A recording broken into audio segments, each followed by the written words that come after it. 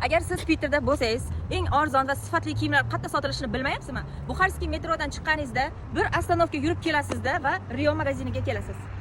Rio торговый sentri shunaqangi kattaki, ichida Kari, Детский мир, Подружка, Fix magazini hamda Dense, Ulipka, Raduga, Megafon, Beeline har bir magazinlar bor.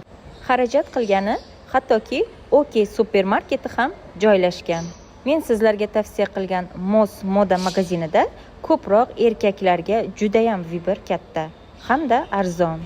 Ushbu videoni puli ko'p, arzon kiyimlarni mensimaydigan odamlar ko'rishi tavsiya qilinmaydi. Men sizlarga musofirlarni cho'ntagi bob, arzon hamda sifatli kiyimlarni tavsiya qildim.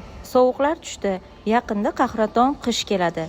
Erkaklar uchun kurtka, palto, qalin shimlar, hammasi juda ham arzon narxlarda. Ishxonangizda kiyib yurgani juda ham arzon narsalar bor.